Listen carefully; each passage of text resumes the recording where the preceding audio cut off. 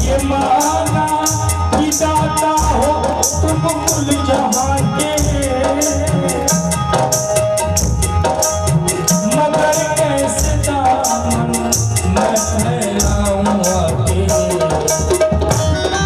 जो अब तक दिया है वही कम नहीं, जो अब तक दिया है वही कम नहीं।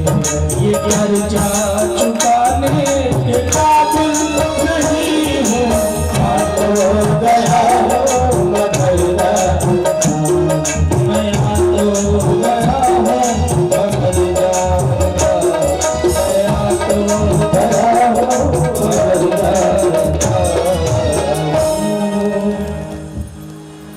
बोले सीताराम जी महाराज की, बोल भागवत भगवान की। बड़ा ही सुंदर सुखदेव जी महाराज राजा परीक्षित को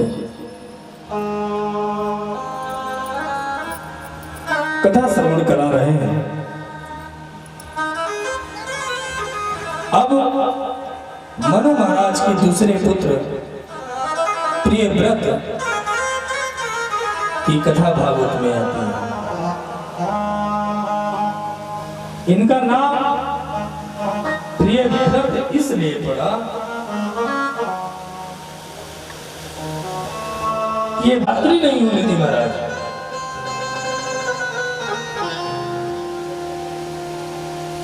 ब्रह्मा जी घबराया, आकर के समझाया कि बेटा प्रकृति को गड़बड़ ना करो, जो जैसा है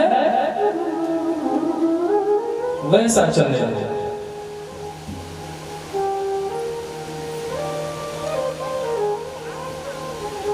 महाराज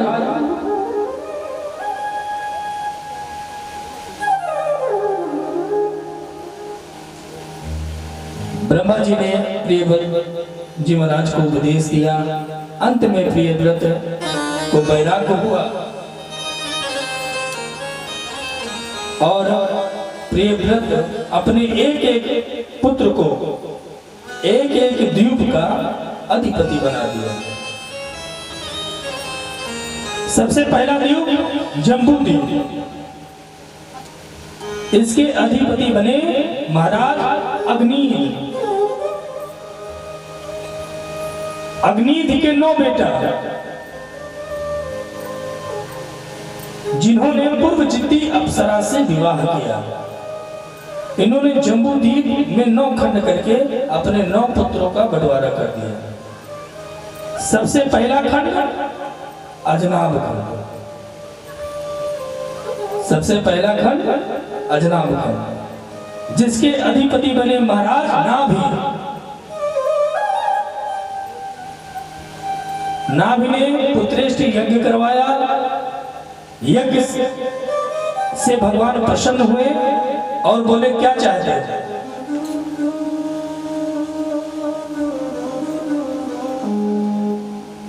नाभि महाराज प्रसन्न हो गए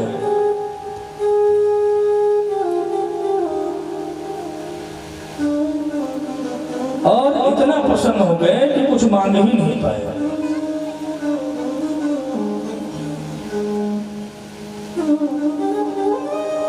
जब कुछ नहीं मांग पाए तो फिर यज्ञ नारायण ने कहा कि हम आए हैं और हमारा आना निरर्थक नहीं हो सकता, मांगो। तो इन्होंने कहा कि आप जैसी संतान हमें चाहिए। भगवान हंसकर बोले कि मेरे जैसा तो कोई है ही नहीं।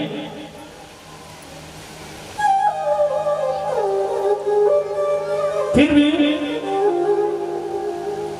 मैं तुम्हें वचन देता हूं कि मैं स्वयं आपका बेटा बनने के लिए तैयार हूं। भगवान स्वयं नाभि पुत्र के रूप में ऋषि देव के रूप में प्रकट हुए। बोलिए ऋषभ देव भगवान की जय हो। ऋषभ देव के रूप में प्रकट हुए।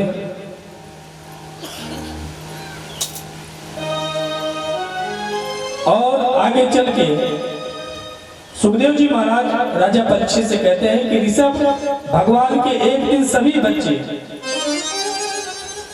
सभी बच्चों को पास बुलाया और पास बैठा करके बड़ा सुंदर उपदेश दिया। जगत में दो ही आनंद है, एक विषयानंद और एक ब्रह्मानंद। जो हम सभी विषयों को भोग रहे हैं वही है विषयानंद, और जो ध्यान लगा करके भगवान का भजन कर रहे हैं वही है ब्रह्मानंद।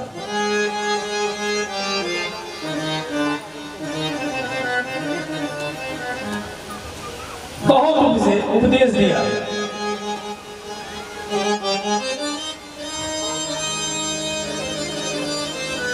ऋषभ जी के पुत्र थे सम्राट भरत जी महाराज।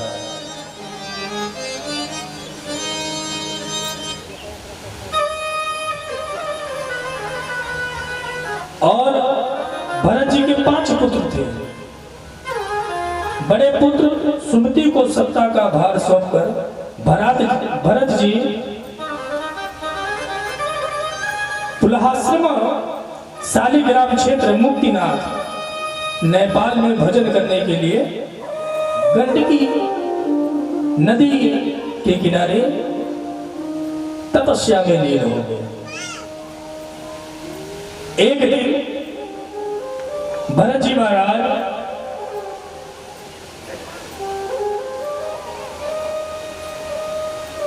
तपस्या करके गायत्री करके और भगवान सूर्य नारायण को अर्घ्य दे रहे थे।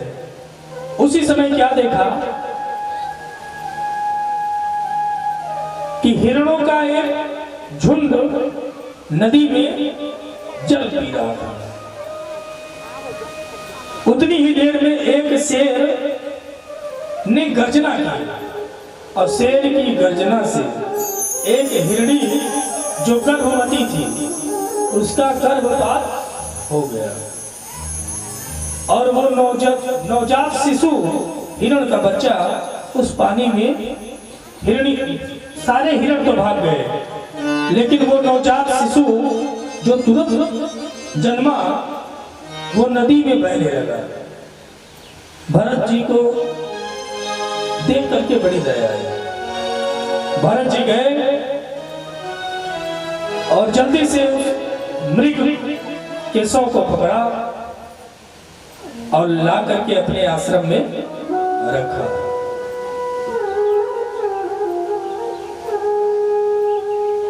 अब भरत जी धीरे धीरे वो बड़ा हुआ। अब जब भरत जी पूजा पाठ करते तो वो हिरण का बच्चा आकर के भरत जी के पीठ को चाटता।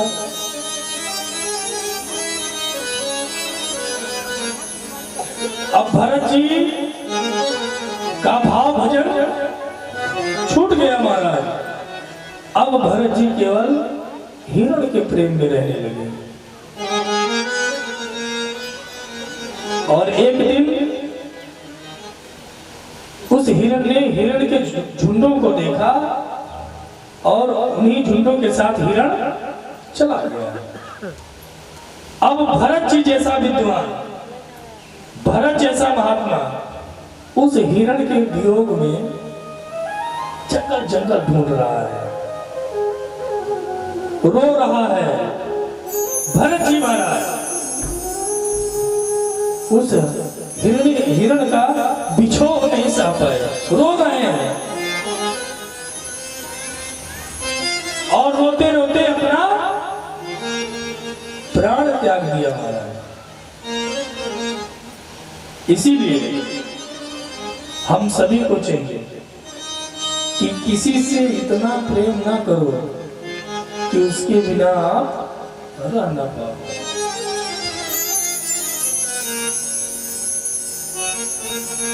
भरत जी महाराज हिरणी की वजह से अपना शरीर का त्याग कर दिया।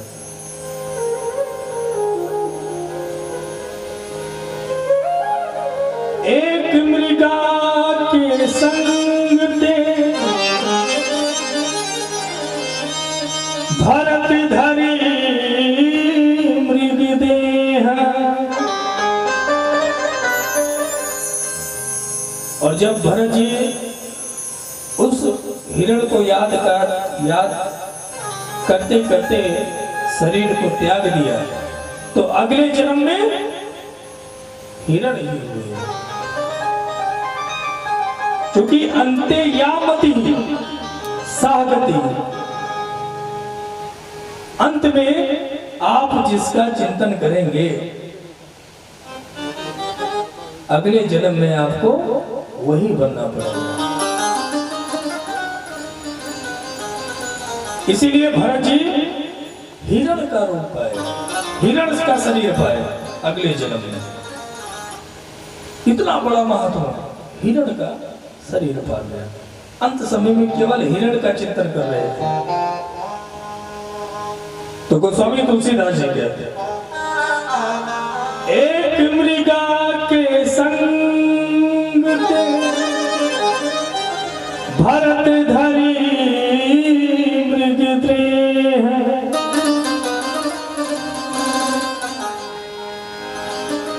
तुलसी उनकी कौन गति, जो घर घर करत सनी।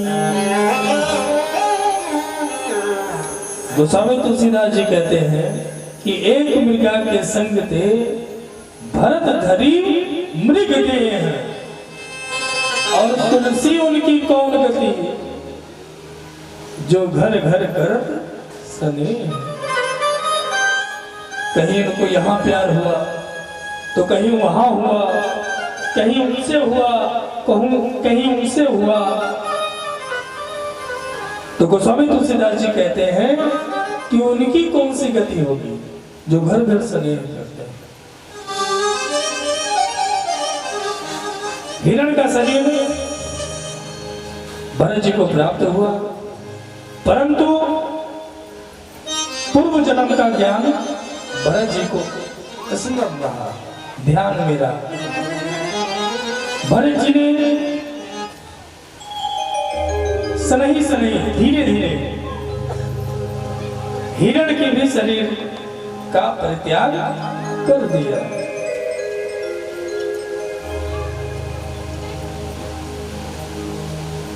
और इस बार जब तीसरा जन्म हुआ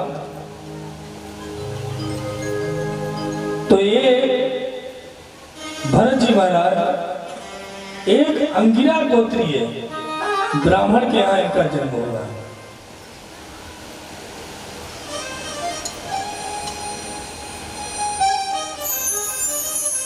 और ये कुल 9 भाई थे।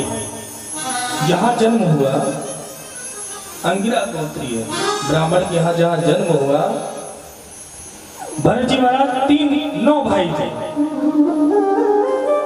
सब पढ़ लिख करके वेद पाठी हो गए, लेकिन भरत जी महाराज नहीं पढ़े। पिताजी ने गायत्री मंत्र दिया कि गायत्री मंत्र तो याद कर लो, लेकिन भरत महाराज गायत्री मंत्र भी नहीं याद किया। और इसलिए नहीं याद किए कि आज मैं याद कर लूंगा तो पिताजी कहेंगे कि जा करके जजमानी संभालो। तो भरत जी महाराज गायत्री मंत्र भी नहीं याद किए महाराज। मैं आपको बताऊं, जो हम सभी गायत्री मंत्र की उपासना करते हैं,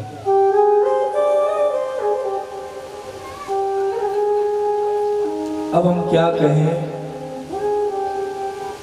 ऐसे लोगों को जो गायत्री मंत्र को महाराज मजाक बना करके रखे हैं,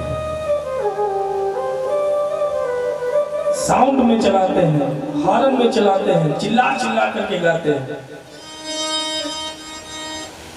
गायत्री मंत्र चिल्ला चिल्ला करके गाते हैं। मोबाइल का रिंगटोन बन गया है गायत्री मंत्र। ऐसा ना करें महाराज। गायत्री मंत्र एक गुप्त मंत्र है। यहां तक कि जब आप गायत्री मंत्र का पाठ करो, बोलो, तो ओंठ भी ना हिले। ये मनमुखी मंत्र है महाराज। और आजकल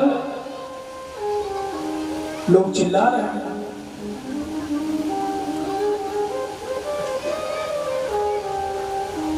तो भरत जी ने गायत्री मंत्र भी नहीं याद किया। अब घर में पड़े पड़े खाते रहते। तो भाई को तो नहीं तकलीफ हुआ, लेकिन भाभियों को बड़ा तकलीफ हुआ। भाभियों ने कहा कि घर में पड़े इतना हट्टा कट्टा शरीर पा करके घर में पड़े रहते हैं और केवल खाते हैं। अब भरत जी महाराज खाते बहुत थे। तो भाभियों ने अपने पतियों से कहा कि इनको कोई काम पे लगाओ, ये केवल घर में रहते हैं और खाते हैं, कोई काम नहीं करते। तो भाइयों ने भरत को बुलाया। भरत से कहा कि भरत, फावड़ा ले लो और जाकर के खेत में मेड़ बांधाओ। भरत जी कहे ठीक भैया।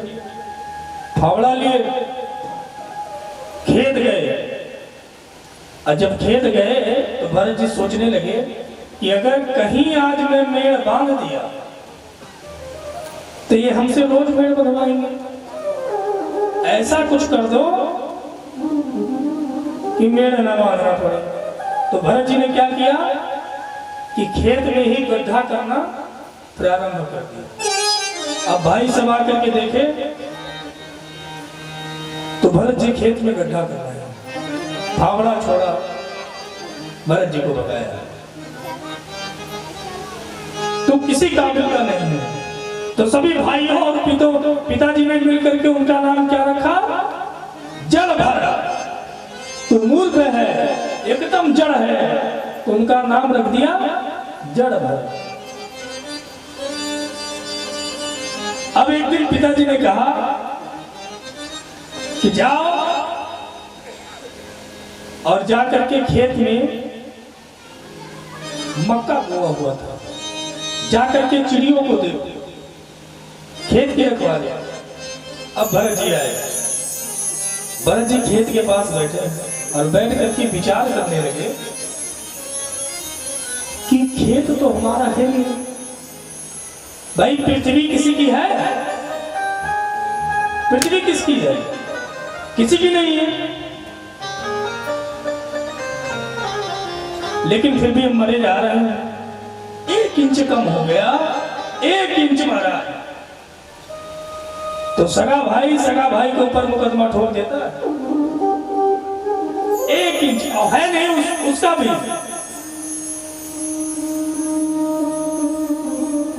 मैं छोटी सी एक बात बताऊंगा, फिर मैं आगे प्रसंग में बढ़ूंगा।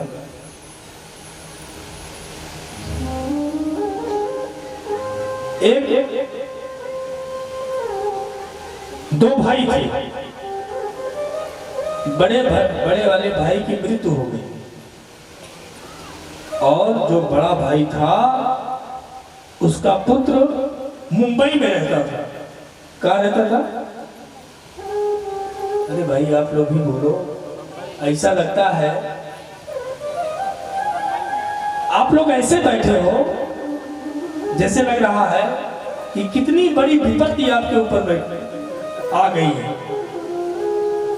अरे मुस्कुराइए, मुस्कुरा करके कथा को श्रवण करिए। आप यहाँ टेंशन लेकर के ना आइए, विपत्ति लेकर के ना आइए। मस्ती में रहिए, प्रसन्न रहिए।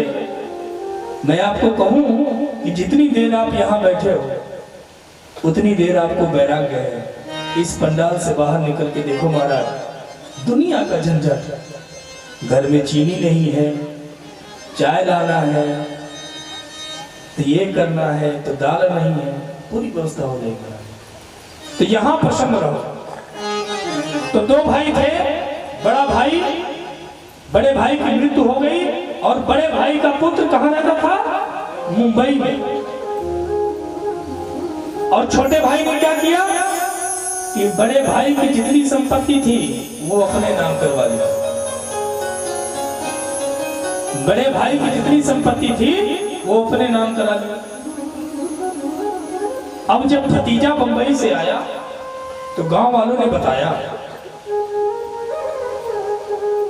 भतीजा सीधा गांव वालों ने बताया पूरी संपत्ति तुम्हारे चाचा ने अपने नाम करा लिया। भतीजा ने कहा अच्छा।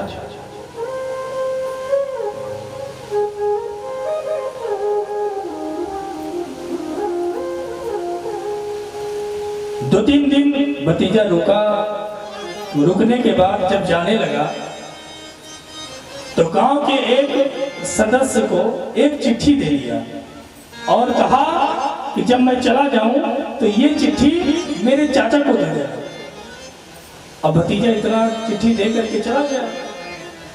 अब वो चिट्ठी उस व्यक्ति ने उसके चाचा को ला करके दी। और जब चाचा को ला करके दी तो चाचा ने जब जैसे ही उस चिट्ठी को पढ़ा तो उसमें जानते हैं महाराज क्या लिखा था? उसमें लिखा था कि चाचा जी के चरणों में सादर प्रणाम। हमें ये जान करके बहुत बड़ी खुशी हुई कि जो संपत्ति हमारे बाप के बाप नहीं ले जा पाए, जो संपत्ति हमारा बाप नहीं ले जा पाया,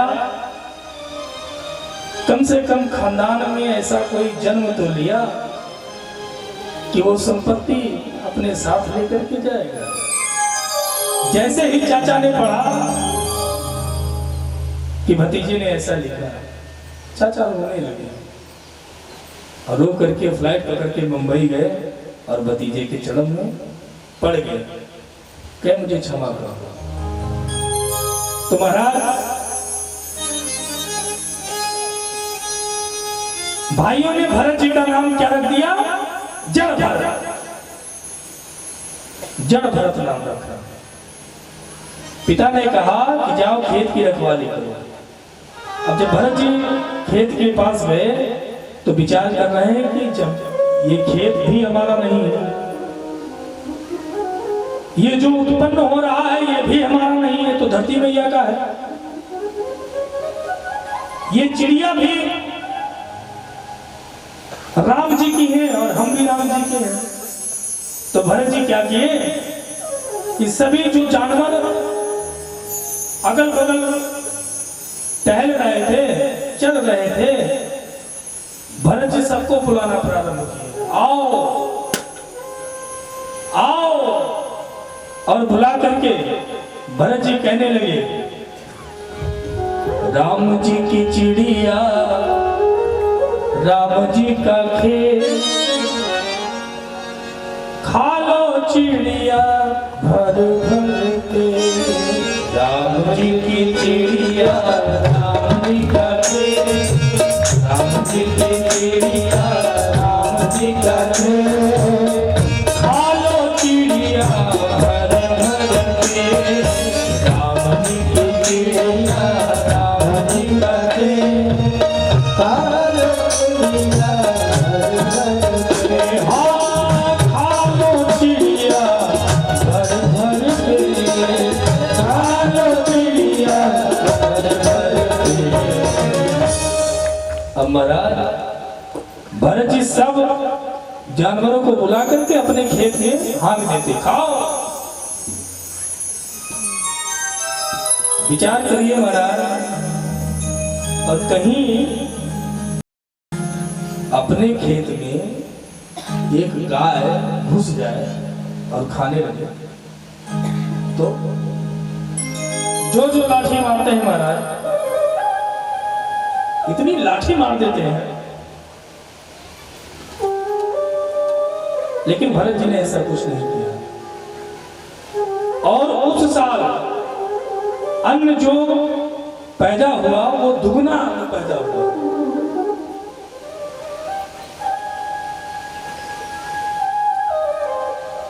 इस प्रकार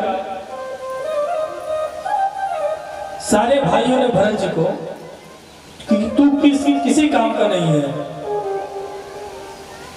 घर से निकल गए। भरत जी महाराज घर से निकल गए।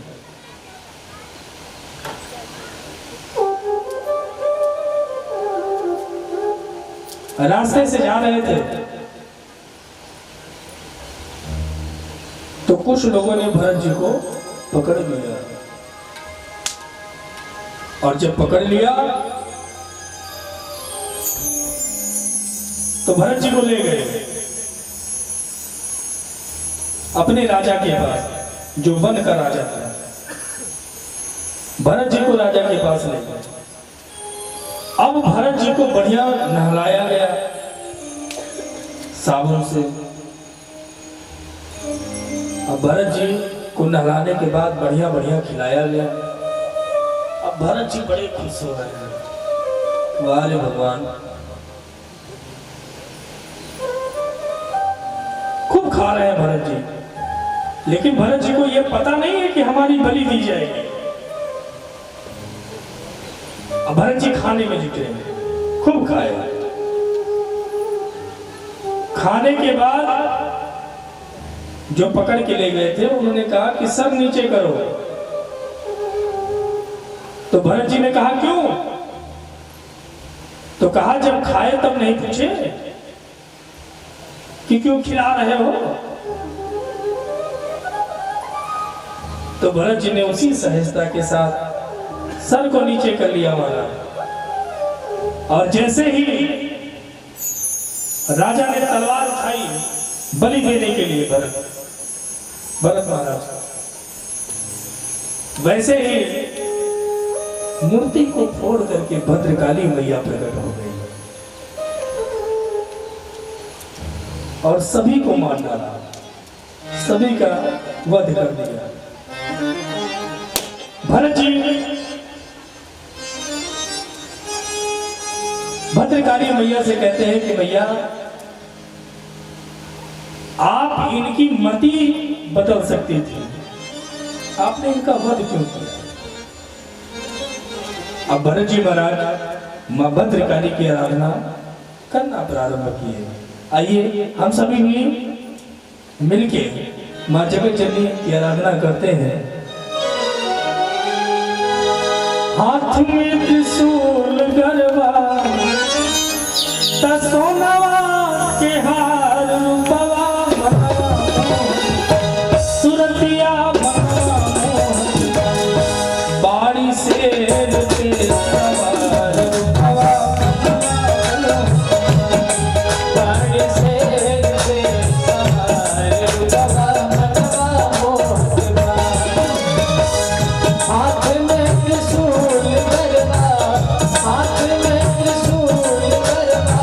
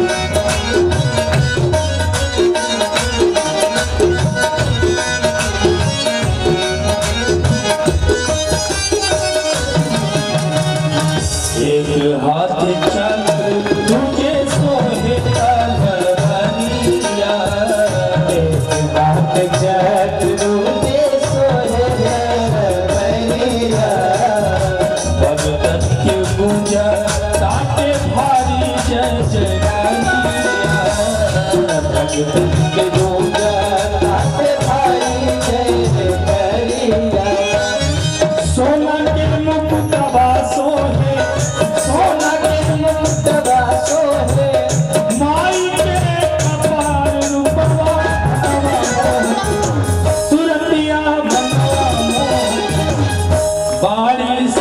पे सवार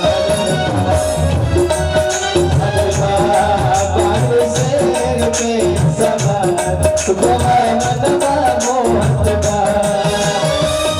हाथ में त्रिशूल गरबा हाथ में त्रिशूल गरबा सोनवा के हार बाबा मनवा मोहत सुरतिया मनवा मोहत बाणी शेर पे सवार बाबा मनवा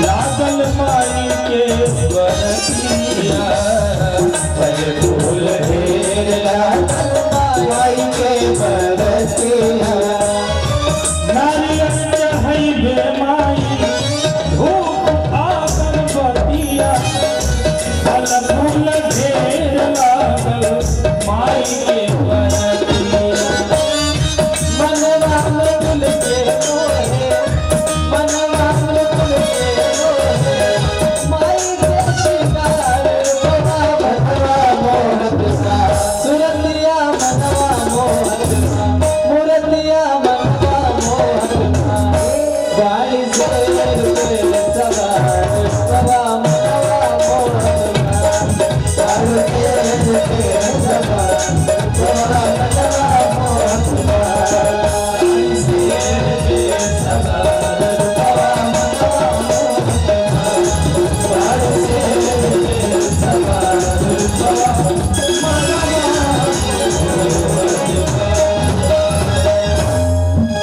बोली जगत जननी मां जगदम्बा की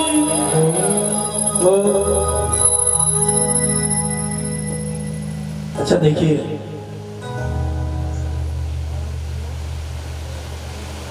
आप सभी के मन की बात तो हो नहीं पा रही है। जैसे चुटकुल्ला तो हमें आता नहीं।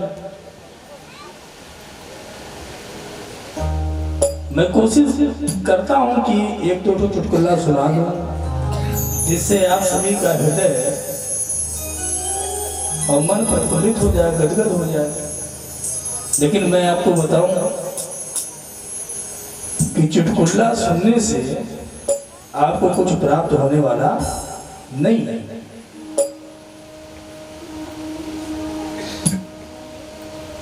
प्राप्त होने वाला है तो केवल कथा सुनकर, और ज्यादा से ज्यादा आप सभी कहीं कथा होगा तो कथा पे ध्यान दें, कथा को सुने, चुटकुल्ला।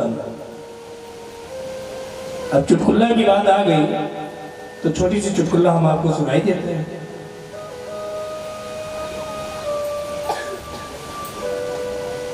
एक नई नवेली दुल्हन, देखो कितने ध्यान से सब सुनेंगे।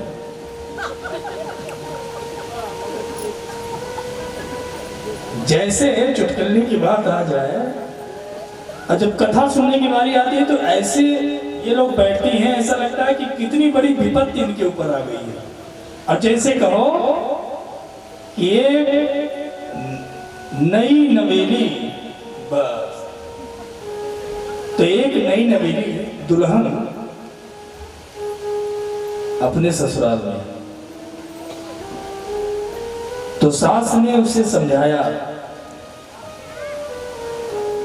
कि किनका पैर छूना है, ये कौन है, ये कौन है, ये कौन है, ये फला है, बहुत समझाया।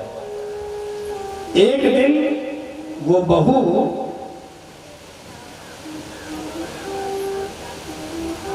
गैस पे दूध रखी थी। क्या रखी थी? दूध। दूध उबल रहा था। इतने में उसने जाकर के देखा तो दूध फट गया और दौड़ी दौड़ी आई और अपने सास से कहा कि मैया जी दूध फट गया। सास ने कहा चुप कर, कल की आई और अपने ससुर का नाम लेती है। तो उसके ससुर का नाम था दूधनाथ। क्या नाम था? दूधनाथ। सासू मैया ने डांट लगाई, चुप कर, कल की आई और अपने ससुर का नाम लेती है।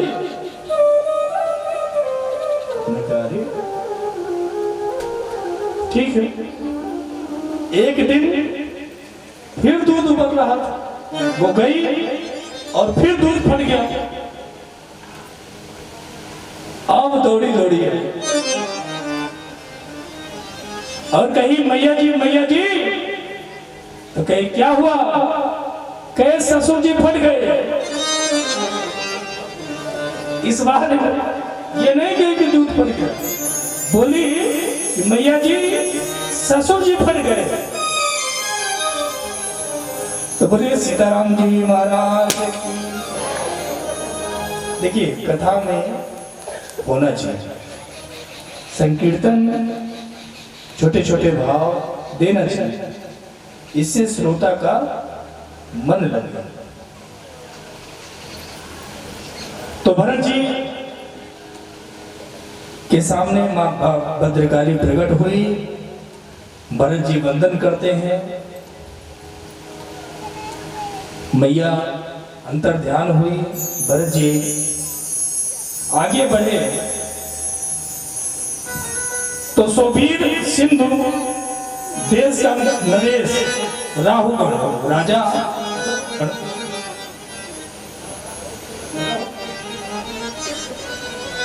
राम राम का दिक्कत। भरत जी ने रहुगण को उपदेश दिया। रहुगण ने बहुत सुंदर उपदेश भरत जी से प्राप्त किया। आगे के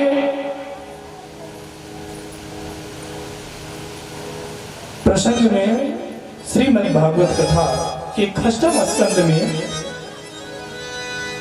अभी तक हम सभी सप्तम स्कंद की कथा श्रवण कर रहे हैं। अब खष्टम स्कंद में सुखदेव जी महाराज प्रवेश करते हैं और राजा परीक्षित से कहते हैं कि राजा सुखदेव जी ने महाराज नरकों का बहुत बड़ा वर्णन किया। राजा परीक्षित रोमांचित होकर बोले, महाराज आप नरकों का वर्णन कर रहे हैं और मुझे डर लग रहा है। सुखदेव जी हंसकर बोले, डरने की कोई बात नहीं, जीवों के कल्याण के लिए ही ये नरक,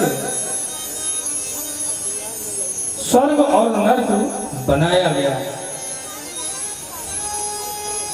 भगवान ने सुंदर सा तन दिया है, तो इस तन को पाकर के भगवान का भजन करो और भगवान से कहो कि प्रभु ये चमक ये दमक फूलवन महक सब कुछ सरकार तुम्हीं से है, सब कुछ सरकार तुम्हीं से है। कहिए भगवान से कि प्रभु ये चमक ये दमक फूलवन महक सब कुछ सरकार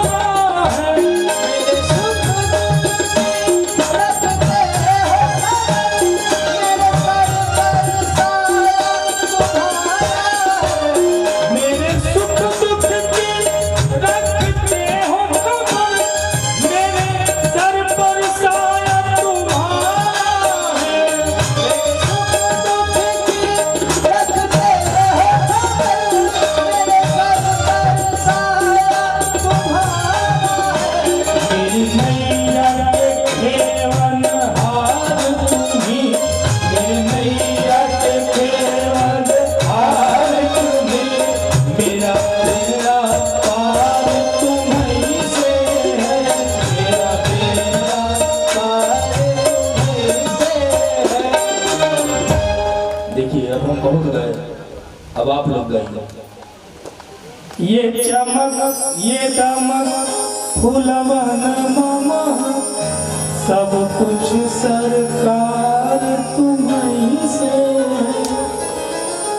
गाइए।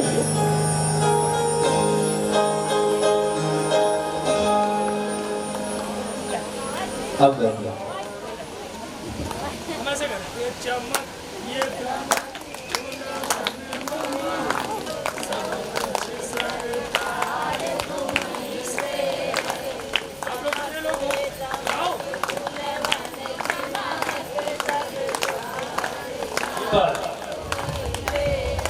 ये चमक ये दमक फूलवन मामा, सब कुछ सरकार तुम्हीं से। सब कुछ सरकार तुम्हीं से है। सब कुछ सरकार तुम्हीं से। बोले सीताराम जी महाराज की जय। सुखदेव महाराज राजा परीक्षित को नलकों का बड़ा सुंदर वर्णन किया।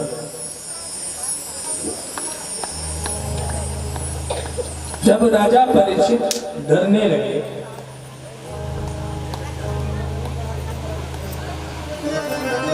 तब सुखदेव जी महाराज एक छोटा सा प्रसंग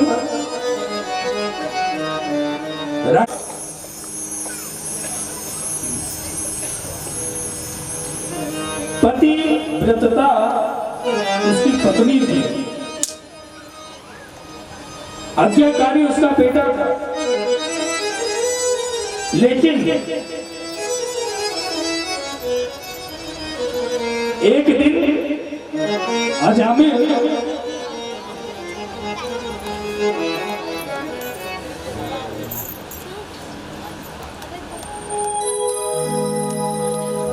अम्मा बात कह लियो, अम्मा बात कर लो, निर्णय ले लियो, एक बाद हम बता दो कौन बात है।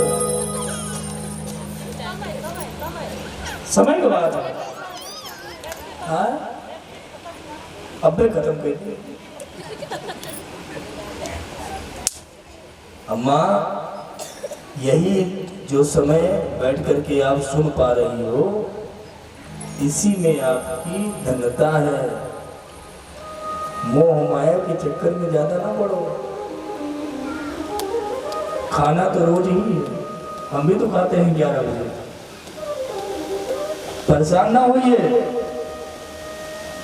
कथा को श्रवण करिए।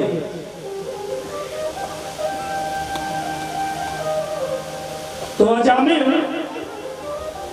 देखिए, हम आपको बता दें 6:26 हो रहा है, 7 बजे तक हम अपने बाड़ी को विराम दे देंगे। आज भगवान का जन्म है, इसकी वजह से थोड़ा सा लेट हो जाएगा। बाकी कल से हम समय से बैठेंगे और समय से बाड़ी को विराम करेंगे। आज भगवान का जन्म है, उत्सव है, और देखिए कथा भी है। हमारा भी मन करता है कि हम ज्यादा से ज्यादा आपको कथा सुना दें, लेकिन क्या करें, घड़ी इतनी जल्दी से भगती है। अगर हम कोई प्रसंग छोड़ भी दें तो बाद में यही होगा कि महाराज जी ने इस प्रसंग को सुनाया, इसको छोड़ दो। तो अजामिल एक दिन एक रास्ते से जा रहा था, तो एक शूद्र को एक वेश्या में रमत देखा। एक शूद्र एक वेश्या के साथ विहार कर रहा था, और देख करके अजामिल की मनोस्थिति बदल गई। देखिए, अगर घर में वरिष्ठ हो गए और अजामिल उसी वेश्या में रमत रहने लगा, अब उसी वेश्या के पीछे पड़ गए,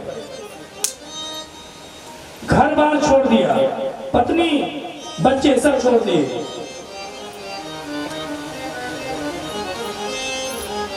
चोरी करने लगा। चोरी करके लाता और सारा सामान उस वैश्या को देता। एक दिन उसके गांव में कुछ महात्मा आए, तो गांव वालों से पूछा महात्माओं ने कि भैया कोई धर्मात्मा का घर बता दो जहां पर हम सभी को भोजन प्रसादी मिले, जहां हम ठहरे। तो गांव में लोग प्रायः एक दो ऐसे रहते हैं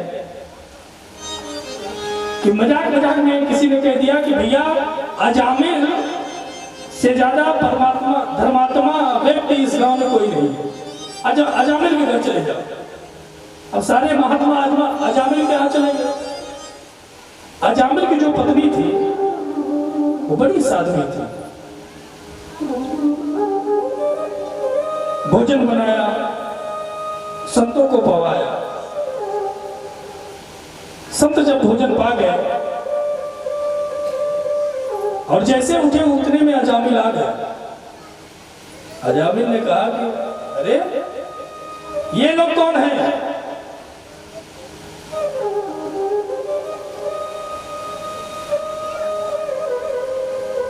तो उसकी पत्नी ने बताया कि महात्मा है, भोजन किए। अब संतों ने कहा कि देखो अजामिल, हमने तुम्हारे घर पे भोजन किया है और अब आप हमें दक्षिणा दो। अजामिल ने कहा कि शुक्र मनाओ कि हमने तुम्हारा दंड कमंडल नहीं छीना। दक्षिणा की बात करते, चुपचाप चले जाओ, नहीं तो जो लिए हो ये भी छीन लेंगे। जाओ, हम तुम्हें दक्षिणा देने वाले नहीं हैं। बहुत तब संतों ने कहा कि अच्छा दक्षिणा नहीं दे सकते तो इस बार तुम्हारी पत्नी गर्भवती है, तो दक्षिणा में बस इतना दे दो कि इस बार जो बालक होगा उसका नाम तुम नारायण रखना। क्या रखना? नारायण। इतना कहकर संत चले गए। अजामिल को पुत्र हुआ तो उसका नाम कहा, नामे तो रखने के लिए बोला है, नाम रख दिया अजामिल। अजामिल ने नाम रख दिया नारायण। छोटा पुत्र था। अजामिल बहुत प्यार करता था नारायण से। एक बार अजामिल की मृत्यु आई और जब मृत्यु आई तो अजामिल डरने लगा और डर करके बेटा नारायण बचाओ, बेटा नारायण बचाओ, नारायण नारायण चिल्लाने लगा। इतने में भगवान के पार्षद सुने और भगवान के पार्षद आए और यमराज के दूतों को मार के भगा दिया कि ये नारायण नारायण कर रहा है, इसे तुम नहीं ले जा सकते। उसने कहा, यमदूतों ने कहा कि ये नारायण इसके बेटे का नाम है, ये भगवान को नारायण नहीं कह रहा है, इसके बेटे का नाम है। तो देवताओं के दूतों ने कहा ये कुछ भी हो लेकिन नारायण का नाम लिया तो कैसे भी लिया। भाव को भाव अलग आलस, भाव को भाव अलग आलस, नाम जपत मन गलती सिरस, नाम जपत गलती सिरस हो। किसी भी तरह भगवान का नाम लिया तो महाराज यमदूत को भगा दिया। नारायण अजामिल के समझ में आ गया। अजामिल को बड़ा पछतावा हुआ और अजामिल भगवान का भजन करने लगा। भजन करते करते भगवान के चरण शरण को प्राप्त हुआ।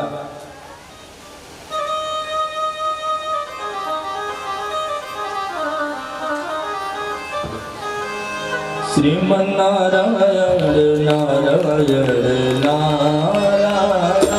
श्रीमन्नारायण नारायण नारायण श्रीमन्नारायण नारायण नारायण लक्ष्मी नारायण नारायण लक्ष्मी नारायण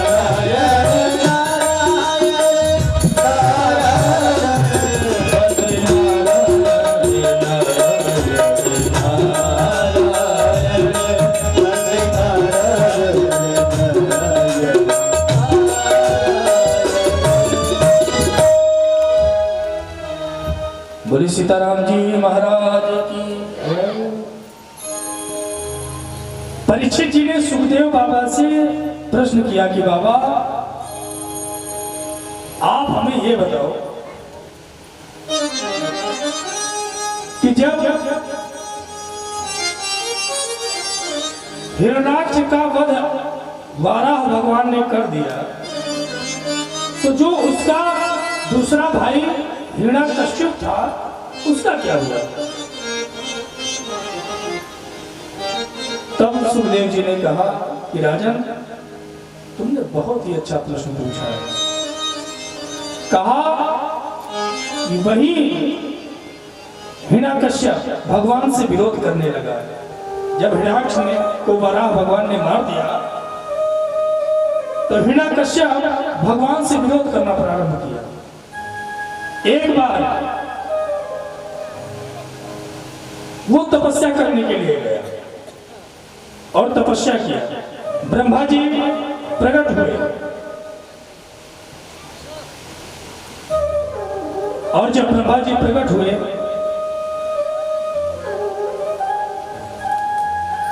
तो ब्रह्मा जी ने पूछा कि मांगो क्या चाहिए?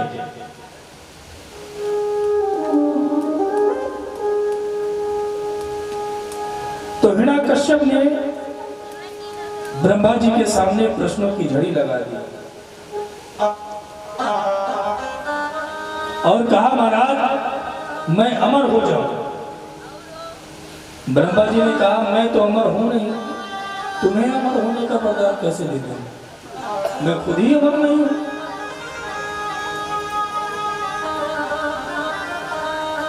तो कहा महाराज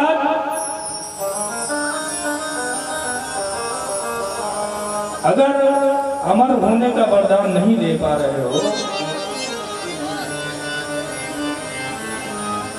तो महाराज ना मैं दिन में मरूं ना मैं रात में मरूं, ना मैं अंदर मरूं ना मैं बाहर मरूं, ना ऊपर मरूं ना नीचे मरूं, ना अस्त्र से मरूं ना शस्त्र से मरूं, ना मनुष्य से मरूं ना जानवर से मरूं, आपकी बनाई हुई सृष्टि में किसी से न मरूं। तो ब्रह्मा बाबा ने कहा कि अब बचा क्या है? सब तो तुमने मांग लिया। और एक बात, आपके बनाए हुए बरहों महीनों में कभी न मरूं। ब्रह्मा बाबा ने तथास्तु कर दिया। अब हिरण्याकश्यप लगा भ्रष्टाचार करने, पापाचार करने, यज्ञ जहां होता था यज्ञ को विध्वंस करने लगा।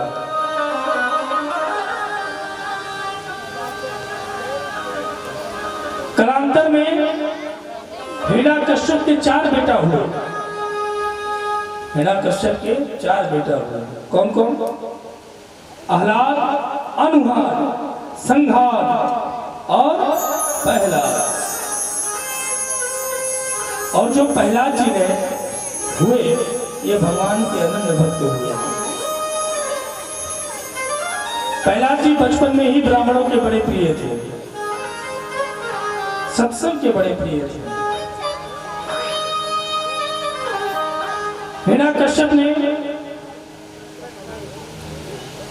जब ये देखा कि ये तो सत्संगी होता चला जा रहा है तो संडा अमर के यहाँ प्रहलाद जी को पढ़ने के लिए भेज दिया। अब जब प्रहलाद जी वहां गए तो प्रहलाद जी भी जो संडा अमर जी पढ़ाते वो ना पढ़ते और सभी बच्चों को इकट्ठा करके सत्संग करते। श्रीमन नारायण नारायण नारायण, श्रीमन नारायण नारायण नारायण, श्रीमन नारायण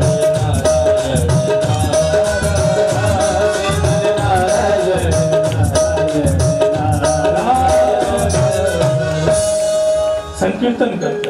एक दिन हिरण्यकश्यप प्रहलाद को अपनी गोदी में बैठा करके बोला कि पुत्र, गुरु जी ने तुम्हें क्या पढ़ाया?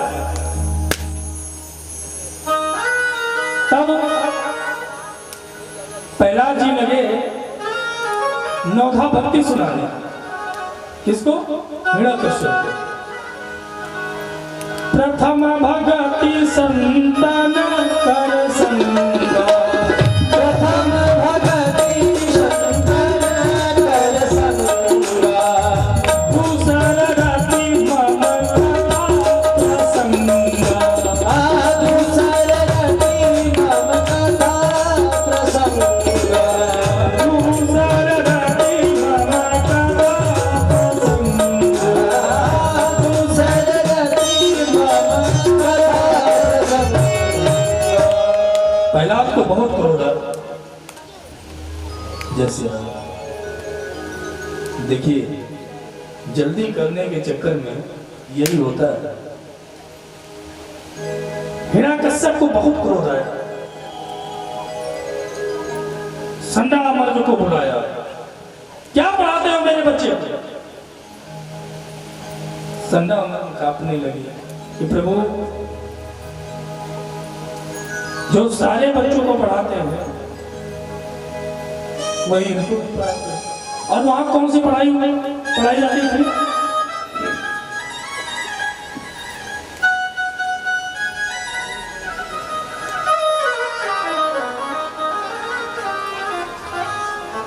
वहां कौन सी पढ़ाई जाती थी?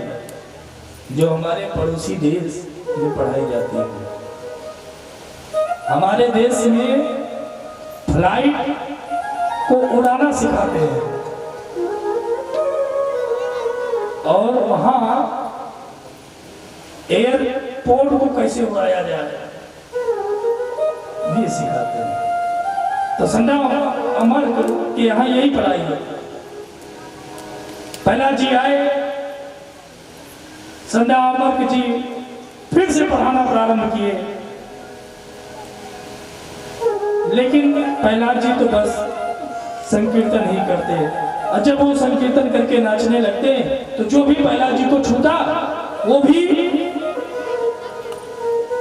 प्रहलाद जी के साथ रमण हो जाता, वो भी संकीर्तन करता। इतने में हिरण्यकश्यप आया।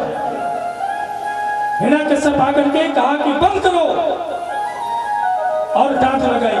और इस बार हिरण्यकश्यप गुस्से से लाल हो गया और प्रहलाद से पूछा कि बता, तेरा परमात्मा कहाँ है? तो प्रहलाद जी को हंसी आई। प्रहलाद जी ने कहा, हरि व्यापक सर्वत्र समान, हरि व्यापक सर्वत्र समान, प्रेम से जगत होई न जाना, प्रेम जगत होई न जाना, प्रेम से जगत होई न जाना। प्रेम जगत होई न जाना। प्रहलाद जी कहे कि मेरा भगवान सब जगह है। हिरण्यकश्यप को क्रोध आया, लगा प्रहलाद जी को प्रताड़ित करने। पहाड़ से फुकवाया, अग्नि में जलवाया। होलिका मैया प्रहलाद को अग्नि में लेकर के बैठे, लेकिन होलिका जल गई और प्रहलाद जी बच गए। बड़े बड़े बड़े यत्न किए, लेकिन प्रहलाद जी का कुछ नहीं बिगड़ा। हिरण्यकश्यप क्रोध में आकर के प्रहलाद जी से पूछता है, कहाँ है तेरा भगवान? तो प्रहलाद जी कहते हैं कि पिताजी, मेरा परमात्मा कण कण में है, अणु अणु में है। तो हिरण्यकश्यप ने कहा कि क्या इस खंभ में भी है? प्रहलाद जी ने कहा, जी इस खंभ में भी मेरा परमात्मा है। हिरण्यकश्यप ने उस खंभ पर गदा का प्रहार किया, और गदा का जैसे प्रहार किया वैसे ही नरसिंह भगवान खंभ को फाड़ कर नरसिंह भगवान की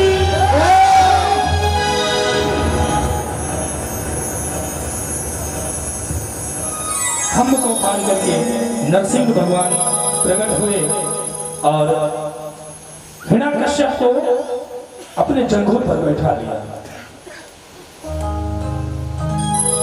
और जब जंघों पर बैठा लिया तो हिरण्यकश्यप बोला कि तुम मुझे मार नहीं सकते, मुझे ब्रह्मा का वरदान है। तो क्या है वरदान? कि ना भीतर मरूं ना बाहर मरूं। भगवान ने कहा, मैं चौखट पे बैठा हूं, ना मैं बाहर हूं और ना अंदर हूं। हिरण्यकश्यप बोला कि एक वरदान और है, ना ऊपर मरूं ना नीचे मरूं।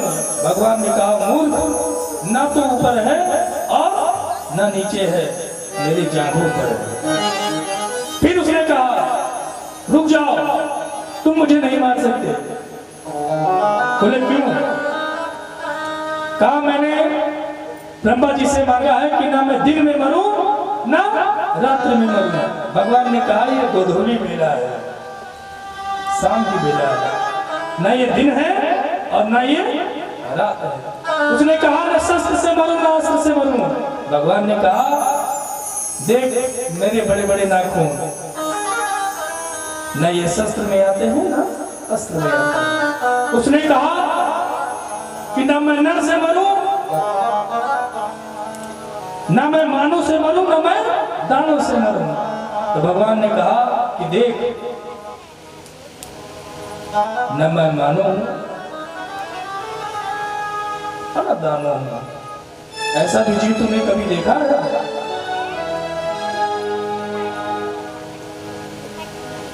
फिर हिरण्यकश्यप ने कहा कि मैंने एक वरदान और मांगा है हमारा, कि ब्रह्मा की बनाई हुई सृष्टि में किसी से भी न मरूं। तब नरसिंह भगवान कहते हैं कि मूर्ख, ब्रह्मा सृष्टि नहीं बनाता, ब्रह्मा को मैंने बनाया है, मैं ब्रह्मा की सृष्टि में नहीं आता। फिर उसने कहा कि महाराज, तब भी आप मुझे नहीं मार सकते। बोले क्यों? तो उसने कहा कि मैंने कहा है कि आपके बनाए हुए 12 महीनों में मैं कभी न मरूंगा। तब भगवान ने कहा कि तुम्हारे लिए स्पेशल महीना मैंने बनवाया है। और वो कौन सा महीना है? बोले मल मास। तो मलमास का महीना आता है, वो हिरण्यकश्यप को मारने के लिए ही भगवान ने बनाया। सारे वरदान पूरे हुए और भगवान ने हिरण्यकश्यप को बीच से फाड़ डाला। फाड़ने के बाद अतड़ियों को निकाल करके माला बना करके डाल दिया। इतने क्रोध में भगवान, इतने क्रोध में कि किसी की हिम्मत नहीं पड़ती कि भगवान के पास जाए। सारे लोग दौड़े दौड़े लक्ष्मी जी के पास गए और लक्ष्मी जी से कहे कि मैया चल करके भगवान को शांत कराइए, बहुत गुस्से में है। लक्ष्मी मैया ने कहा कि भगवान गुस्से में है? अरे नाम ही है शांताकारम भुजगशयनम, वो तो शांत रहते हैं और आप कह रहे हो कि क्रोध में है। लक्ष्मी मैया आई और जैसे लक्ष्मी मैया आई, लक्ष्मी मैया आरती की थाल लेकर के बढ़ी। नरसिंह भगवान ने दहाड़ लगाई, लक्ष्मी भैया दैया मैया करके बढ़ी। इसके बाद प्रहलाद जी आए, प्रहलाद जी को भगवान चाट रहे हैं। जैसे एक गौ माता अपने नवजात बछड़े को चाट करके उसका मल मूत्र साफ करती है, उसी तरह नरसिंह भगवान प्रहलाद को प्यार दुलार दिया और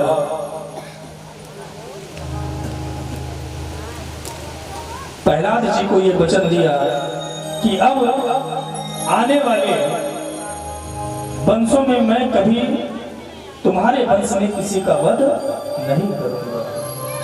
इतना दे करके आशीर्वाद प्रदान करके भगवान का ध्यान हो गए। देखिए अष्टम स्कंद में गजग्राह की कथा आती है। समय हमारे पास है नहीं, तो किसी किसी प्रसंग को विस्तृत रूप से आपको हमने सुनाया। अष्टम स्कंद में गजग्राह की कथा आती है। मनवंतरों की कथा आती है।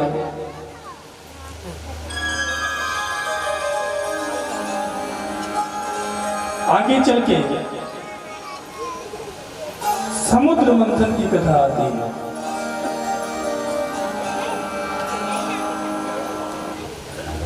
और सुखदेव जी महाराज समुद्र मंथन में ही आगे चल के राजा बलि की कथा आती है। बलि महाराज के यहाँ भगवान पहुंच करके 3 ही पग में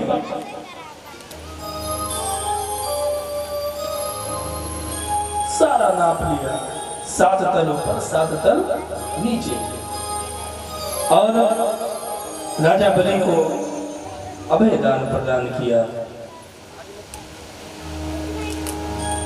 बोलिए वामन भगवान की जय। वामन का रूप धर के राजा बलि का कल्याण किए। अब नवम स्कंद में सीताराम राम जी की वंशावली है।